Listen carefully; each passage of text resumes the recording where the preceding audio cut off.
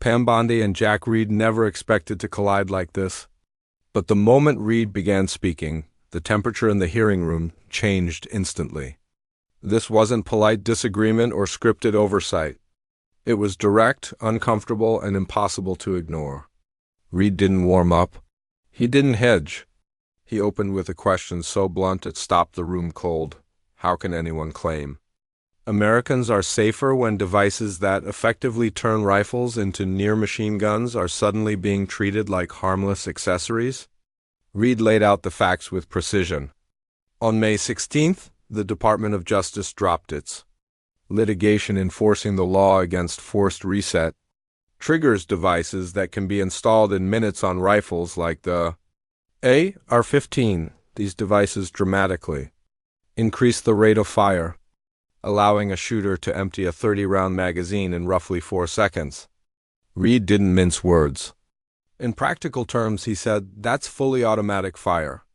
And yet, in the DOJ's press release announcing the settlement, Bondi was quoted claiming the decision would enhance public safety. Reed demanded an explanation. How does putting more automatic-style weapons into circulation, something outlawed since the 1930s, make the public safer? Bondi responded calmly, but defensively. She argued the settlement enhanced safety because it ensured manufacturers would not install these devices in handguns. The decision, she said, was required under the law. She emphasized that the Supreme Court had ruled similar devices, like bump stocks, were not classified as machine guns under federal law, and that the DOJ was simply following that ruling. She framed herself as a career prosecutor committed to keeping Americans safe. Then she pivoted. Instead of addressing the devices themselves, Bondi shifted the focus to illegal guns, border security, and weapons seized from violent criminals. It was a familiar redirection, but Reed didn't let it stand. He cut back in sharply. Pistols, he said, aren't the point. Pistols have limited range and smaller magazines. Rifles with forced reset triggers are something else entirely. Reed asked Bondi a simple, devastating question. Had she ever fired an automatic weapon? She said yes. Then Reed pressed harder. If you fired one, he said, you understand exactly what it's designed to do. These aren't hunting tools. They aren't sporting rifles. They are designed for mass fire. And yet, the DOJ's position amounted to a compromise that allowed these devices on rifles while drawing a line at pistols, a distinction Reed called disconnected from reality. Bondi repeated her position. The DOJ followed the law. It will continue to follow the law.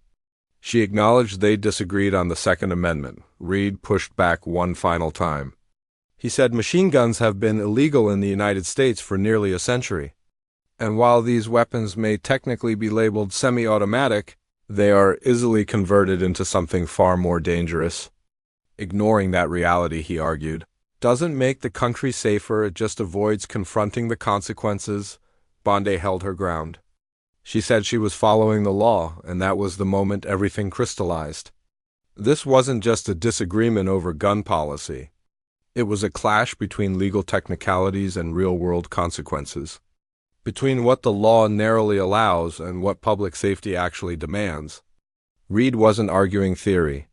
He was arguing reality. And for everyone watching, the exchange exposed just how wide that gap has become. Then came the question. Bondi clearly didn't want to answer. How many American weapons end up in Mexico every year? The senator didn't frame it rhetorically. He asked it plainly, and the implication was unavoidable. Mexican cartels aren't arming themselves with homemade rifles. They're using American weapons, American manufacturing. American firepower, and those weapons are fueling violence on both sides of the border. Bondi responded broadly, saying the problem must be addressed on both sides of the border. But the senator immediately narrowed the focus.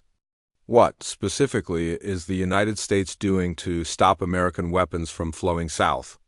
Bondi said the government is arresting people who possess illegal firearms in the U.S. She emphasized prosecutions and jail time. But that answer didn't address the core issue.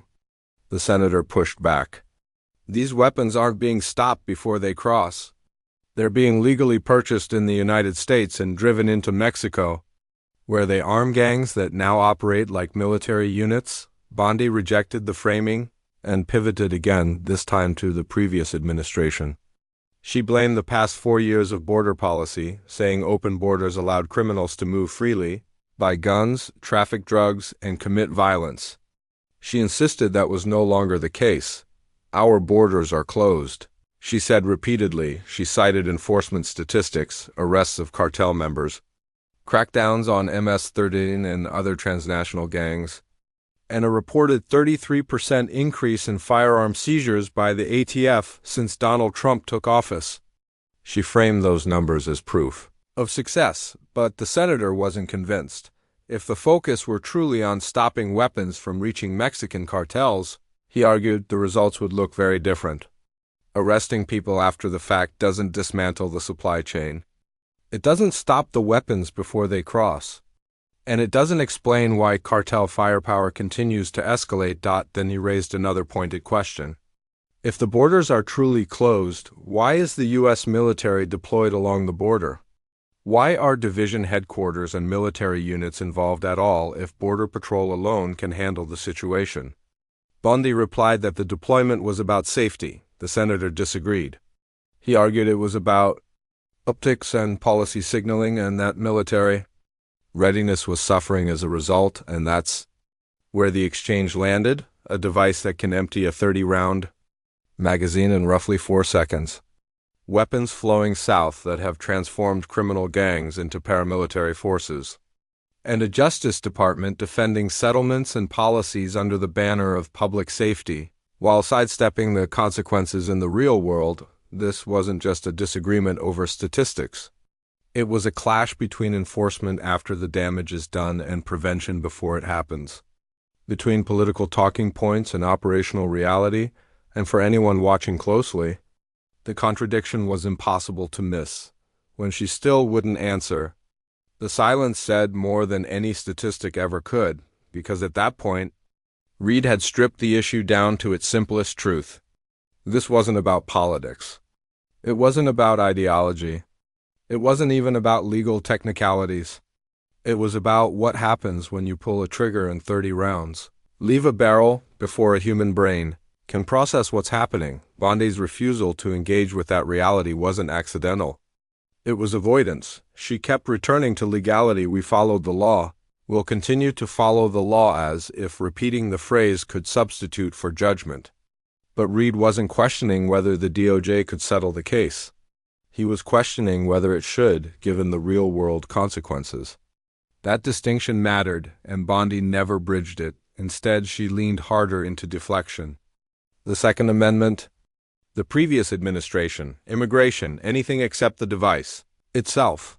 And that's when the dynamic in the room fully shifted. Reed wasn't posturing anymore. He was warning.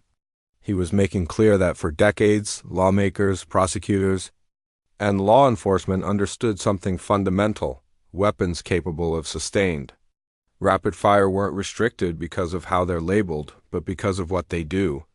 The destruction doesn't change just because the firing mechanism exploits a loophole. Physics doesn't care about statutory definitions.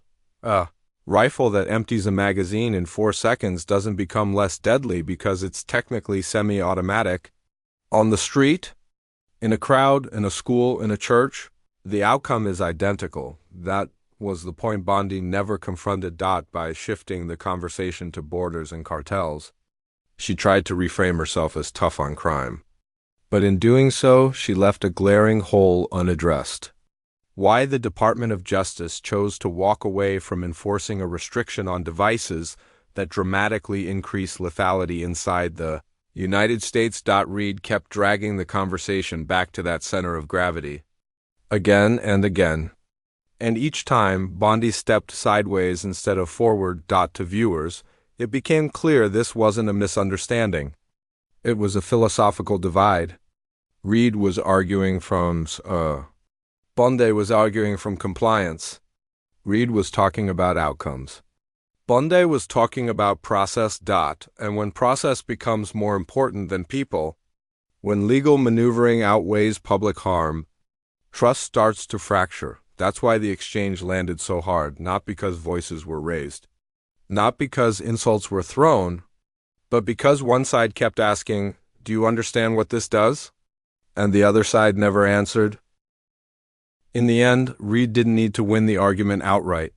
He'd already exposed the problem: a justice system that hides behind technicalities while pretending firepower. Doesn't matter isn't neutral, it's detached. And detachment in matters of life and death is its own kind of failure. That was the moment viewers didn't forget, react fast enough to a 4-second burst of fire. And that was the point Reed refused to let disappear into talking points, because once you understand that reality, everything Bondi was saying starts to feel hollow. Reed wasn't theorizing. He wasn't speculating. He was speaking from experience and from data. A weapon that can dump a full magazine before anyone can even register the sound isn't just more dangerous, it fundamentally changes the balance between attacker and everyone else in the vicinity. Law enforcement training doesn't prepare officers for that kind of velocity. Civilian self-defense doesn't account for it. Crowd safety collapses instantly. And Reed connected that reality directly to trafficking. If those devices are legal here, they don't stay here. They move. They spread. They follow money and weak points, and the weakest point is always where oversight stops, at the border of convenience. Cartels don't need to invent new weapons when American markets supply them. They just need access. And Reed was pointing out that DOJ policy choices affect that access whether officials want to admit it or not. Bondi's insistence that the borders are closed wasn't just evasive, it missed the mechanism entirely. Guns don't walk across borders. They're bought, they're stockpiled, they're transported. They're trafficked by networks that exploit legal purchases, straw buyers, and lax monitoring. Reed wasn't asking about Border Patrol staffing. He was asking about prevention upstream, where DOJ actually has authority, and that's why his frustration sharpened when he said, "You're ignoring the reality." It wasn't rhetorical. It was diagnostic. He was naming what the hearing had revealed, a refusal to grapple with cause and effect. Bondi spoke as if enforcement only begins after damage is done, after a gun is seized, after a crime occurs, after bodies fall. Reed was talking about stopping the pipeline before it fuels violence on both sides of the border. The combination he laid out was damning. Devices that dramatically increase firepower remain legal. Oversight on bulk purchasing and trafficking remains weak. American weapons continue to arm foreign criminal organizations, and DOJ claims public safety is being enhanced. Those positions can't all coexist honestly. That's why "I'm following the law" stopped sounding reassuring. Because following the law is the baseline, not the benchmark. The question Reed kept circling was whether DOJ leadership understands how the law is being used and misused in the real world. Law isn't static. Interpretation matters. Enforcement priorities matter. What you choose not to pursue matters just as much as what you prosecute aggressively. Reed wasn't accusing Bondi of bad faith. He was exposing a mindset that treats legality as the end of responsibility instead of the beginning. And in matters involving automatic rate firepower and transnational violence, that mindset becomes dangerous fast. By the end of the exchange, it was clear why the room felt tense. This wasn't a policy disagreement anymore. It was a collision between two worldviews, one that measures success by settlements, statistics, and procedural compliance, and one that measures success by whether fewer people die. Reed didn't need to raise his voice to make that contrast unmistakable. He let the facts do the work, and when Bondi couldn't or wouldn't meet him there, the conclusion wrote itself. Public safety isn't what you declare in a press release. It's what survives contact with reality. It's overwhelming, devastating, uncontrolled, and that's exactly why the DOJ settlement matters so much, because while Pam Bondi framed it as a public safety compromise, Jack Reed exposed something far more troubling. The decision doesn't reduce danger, it legitimizes it.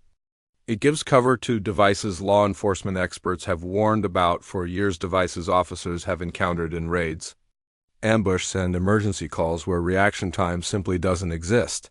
These aren't theoretical risks. These are modified rifles that turn seconds into mass casualties. And Reed understood something Bondi kept avoiding. Once you normalize these devices, you don't contain them. You expand the market. You invite more untraceable parts, more rapid-fire accessories, and more weapons flowing across borders in both directions. That may be why Bondi kept steering the conversation away from specifics, because details were dangerous territory. As long as the discussion stayed broad immigration, border chaos, emotional fear narratives, she had room to maneuver. But when Reed anchored the exchange to facts, physics, and lived experience, she ran out of space. Every answer drifted further from the question. Every pivot became more obvious. It was like watching someone slowly back into a corner without realizing there were no exits left. Then Reed delivered the moment that collapsed her entire narrative.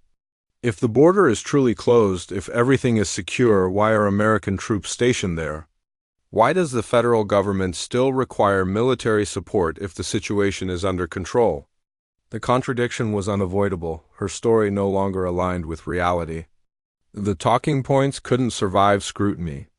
And that's what made this exchange so powerful. Reed wasn't just highlighting an inconsistency, he was exposing an underlying philosophy. A philosophy where political messaging outweighs real world safety. Where dangerous devices become bargaining chips instead of threats, where enforcement is shaped by optics, not outcomes. Where responsibility is replaced with blame shifting. This wasn't just two officials disagreeing. It was a window into how an entire department approaches power and what it chooses to ignore. Reed wasn't calling out a single policy. He was calling out a pattern. A pattern that simplifies complex dangers into convenient narratives. One that refuses to acknowledge facts that don't fit the message of the day. And that's why this moment matters far beyond the hearing room.